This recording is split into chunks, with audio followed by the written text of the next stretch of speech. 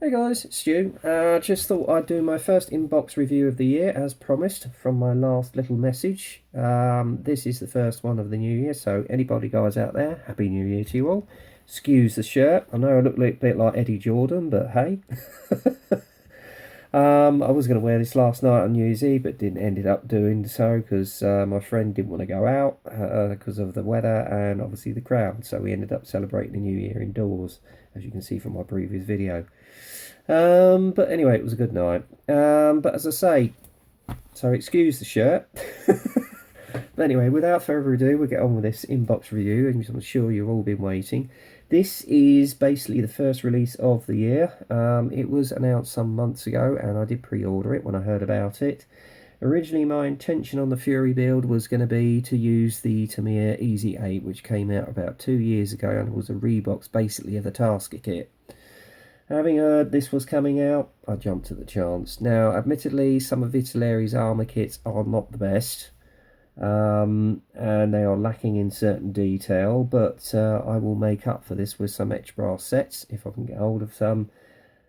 The tracks I'm still making my mind up on. Apparently they are indeed gluable, and you've got two different sets of tracks for whichever version you want to do, because you have the option of 3 vehicles. But obviously, as this is the Fury kit, that's what I'm going for. Okay. I did previously build a Fury Sherman some years ago. I think it was one of the Tarawa version. It wasn't a bad little kit, I have to say. Detail wasn't bad, and I was pretty happy with the build. So I thought, throw my hat in, I'll do this. This, I've got a feeling, is a re-release of their Wet Sherman they brought out about a year ago. But how they've improved on it, and obviously got him with the popularity of the film, decided to re-release it as a Fury Sherman. So without further ado, we'll get on with every review, and as you can see depicted on the box is an illustration of the Fury Sherman shortly after its battle with the Tiger, as was seen in the film. And if anybody's not seen the film, I heartily recommend you watch it. I have to say it was one of the best war films of 2015, without a shadow of a doubt, and it actually brought the full horror of war together, particularly in the last months of the war, so do watch it. Anyway, anybody interested in this kit, the kit number on the side of the box here is 6529, okay, and if you want to pause that, by all means do so. Okay, hope you got the number. Fine, we'll move on. Again, on the side of the box, you've got the top box illustration, again with the kit number. One of the options that is you can do in the kit, obviously, on the side of the box, which is the Fury Sherman, giving the measurements of the kit itself. And on the opposite side, you've got the history of the tank in 4 numbers and what age group you can do it from, 14 plus. Okay. And then on the other side, you've got the other 2 options. Again, the first one being the one I'm going to do, the Fury Sherman. And then another one of a battalion based in Germany at the same time as depicted in the film. Okay. And then what we'll do from now, I'll just put the box to the side here for a minute and run through the instruction sheet with you, as is depicted on most of Italeri's armour builds. First off, you've got the history of the tank, again as depicted on the box, in 3 or 5 different languages. Okay. And then underneath you've got the advice on the kit: don't eat it, don't drink it, don't swallow it, etc. Okay. First, opening up the first page, you have a full tree, sprue tree of all the parts in the kit, so you can check you've got every part in the kit. And again, as you can see, you've got 2 different sets of gluable tracks. Alright, and then a cotton wire. Now I may leave that and get some aftermarket, so there you go. And then down here you've got the colour callouts, all in FS numbers or Italeri numbers. I've heard that the Italeri paints are very good. I think Mike Cohen recommends them, so if you want to go in for them, by all means do so, but I've got a mix set along with a weathering set of paints to do, so I'll be using them. Okay, upon opening onto the next page, first step of the build is the assembly of the lower hull with the initial runner wheels and some of the suspension arms, which you can see there, which go to the lower hull of the vehicle along with the back plates and the final drive, etc. And then obviously moving on, you've got some more of the suspension arms going in at the bottom just to add the added detail. And then you're building up the HVSS suspension system, which was unique to the Easy 8 Sherman. And then add them to the lower hull along with the final drive and sprocket wheels. Okay. And the next stage, as you can see here, I'll just fold it over, add the back plate and the God, my blooming brain's not working again. Well, you know what I'm getting at anyway. Momentary lapse of concentration there. God, it's not a sprocket. Rear drive wheels. Anyway, so excuse that faux pas. Then it's advising you on this kit to cut off the front mud guards, because obviously with the Easy 8 it was just flush. Okay. Then adding the rear exhaust system along with the plates on the rear of the vehicle. And then you add your MG machine gun from the inside to the outside of the upper hull. Okay. And then you add the upper hull to the lower hull along with the frontal sprocket wheel. There's a little bit you put in here, which you add. And then obviously the frontal armour goes on. And it's advising you to put the tracks on. Now I'm going to leave that until last. In fact, I might just use for all tracks because I haven't quite made my mind up on what I'm going to do. And it's showing you here how to glue the gluable tracks together, as you can see there. Okay. So that's that process done. And then the next version, well actually this is indicating version A, which I think is the Fury Sherman. And then step 8. Again, I don't know what that means. I think that's part of the actual frontal armour, basically as a gun sight. I don't know if it's the gun sight or what, I might be wrong. Then you've got the crew hatches which go onto the front of the upper hull, along with the fuel bowser hull. I'm not quite sure what this is, maybe it was the viewfinder, I don't know. Then you're adding the through 2 front lights along with the frontal armour again. The next stage is to add all the tools and the back frames for the rear headlight. Okay. And then moving on from that, side armour which goes on there for housing the spare tracks, which goes down on the front of the side of the vehicle, either side. Along with some of the frontal armour which goes there. Then you've got the rear rack which holds all your storage. You assemble that and put that onto the back of the vehicle along with the mud guards again and the crank handle. Okay, and then you've got the frames for basically putting the spare tracks on. Okay, and then the most interesting part is obviously the turret, where you add all the mantlet. And look at this, a one-piece barrel. Now why more manufacturers don't do this, I don't know. It's going to save a lot of time trying to sand a seam line down. Unfortunately, they didn't do it all the way to the front. For that, you're still going to have to put the 2 paths together. A little bit of light sanding shouldn't be a problem. Okay, and then you've got the front mantle cover there as well. Okay, so that was to protect it. And then assemble the 2 halves of the turret together. Put all the grab handles on, include the front frame, which was a familiar feature with the Easy 8. Okay, as you can see there. Or you've got an alternative, depending on which version you're going to do. Okay. Then add the commander's cupola and hatch, and the crew hatches, along with the stowage, which you see on one side. This is telling you how to open that as well with the crew hatches, if you want the hatches open, which I may well do. And then you put the assembly of the MG34, which you can see there, and the other machine gun, submachine gun, which could both go on the top of the turret, along with some of the stowage and the grab handle. Okay. And Then you're moving on to the sub-assemblies of all the stowage which is supplied with the kit. I myself have got the Black Dog resin set, which I'll be using for that, okay, because it's a little bit easier and far more accurate. Again, you put the spare tracks on the side of the vehicle, which you can see there. And this is an ammunition pack, which you can see there. You can do 2 of those. All your stowage goes on the back of the vehicle as depicted in the film, okay. And then basically you add the logs, which are a familiar feature with that particular tank, to each side of the vehicle. And this is just for the version B and C, which is other alternatives. I will be using the logs, which is again the resin set from Black Dog. Then you've got the actual arm for holding the barrel when the tank wasn't actually in combat.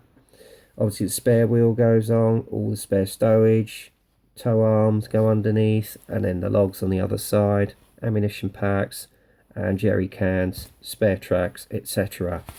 And then you add all the stowage with the familiar helmets, then the antenna wires.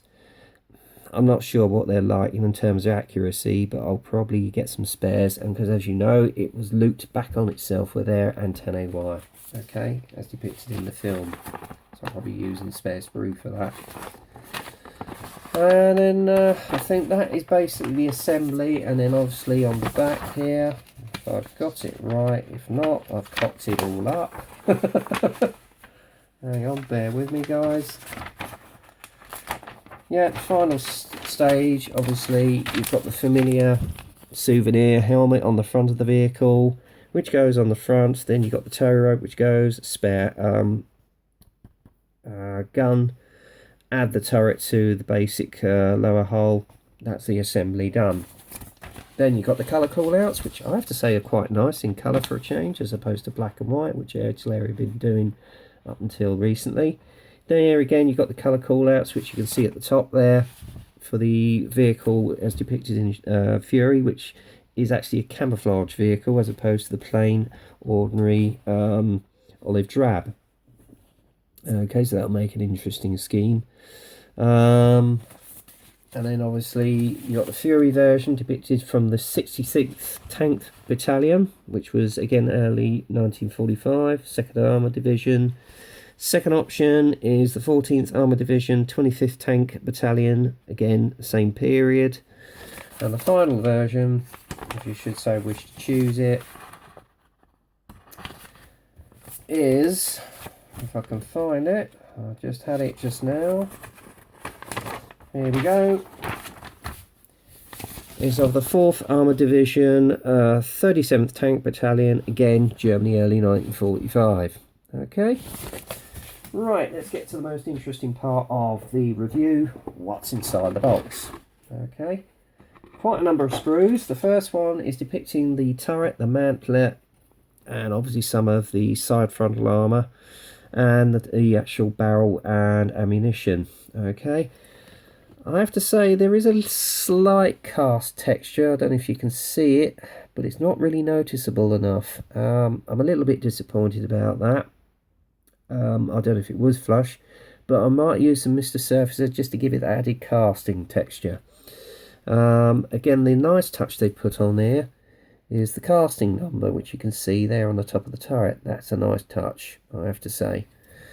Then there's a little bit of casting texture. I don't know if you can see it around the rear of the turret, but again, once you've got all the filters and everything on it, you're not going to notice it. So we'll be using some Mr. Surfacer. You've got the spare wheel, which goes on the upper hull.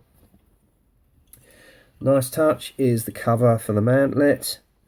Again, you can see they've got some nice creases in there to reflect the torp, which is nicely done.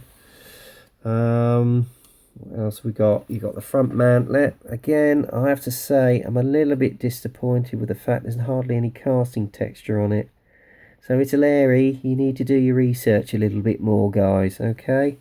Then you've got one of the crew hatches there with the screen. Commander's cupola right here. That's quite nicely detailed. As you can see, you got the lovely. This I do think is a lovely mould.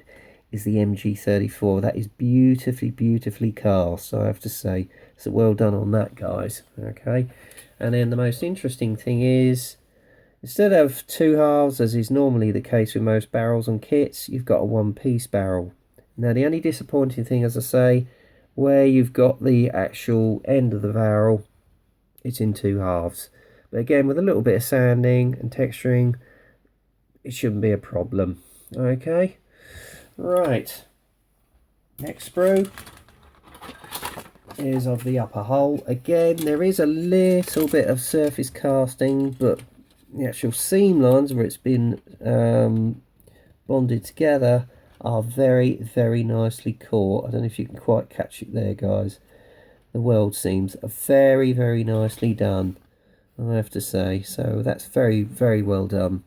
And the grills for the engine hatch, very nicely caught. That's nice and smooth, not 1 ounce of flash. Again, oh hello, it's got a little bit caught up, bear with me, guys. That's the frontal armour. Again, I'm a bit disappointed with that. There's hardly any casting texture on it. It's too smooth. So again, I think there's going to be some Mr. Servicer put on that. You've got the various searchlights, which you can see here. Okay, and obviously you've got your stowage. I'm a little bit disappointed with this. Again, it goes in two halves, and you're going to have that awful seam line and lose all that lovely detail there, and that's basically why I've decided to go for the resin Black Dog set. And then you've got the crew hatches up here, if I can get them into shot, very nicely done, and the actual cradle for the barrel. And then you've got your tow rope along here. Looks a bit fragile, I have to say. I might get some aftermarket for that one. Then you've got your various tools, very nicely moulded, I have to say. Not bad. And obviously you've got the rear plate right here, and the exhaust right there, outlet, nicely moulded.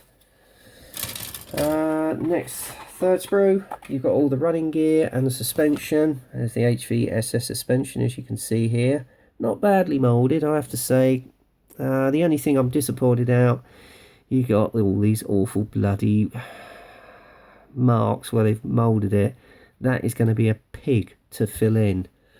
As you can see there, that is going to be a nightmare. So there's going to have to be some work done on that. The wheels, not bad, I have to say. Very nicely done, but with a bit of a sander, you could probably reenact where it's had wear and tear. Okay, and then again, there's your spare tracks. Okay, which you can see there into shot. You put on the side of the vehicle, various components of the actual suspension, etc. I like this work, I like these rivet detail, very nicely caught. Whoops, nearly lost something then. So I'll put that back in the box. And then you've got your final drive there, which is not bad. Sprockets, which you can see here. And there's more stowage at the back. That's to say, I won't be using this, I'll be using the Black Dog set. And then there's your main wheel sets. Okay. Again, on the last sprue, again, very much the same sort of thing. Again, you've got your final drives, etc.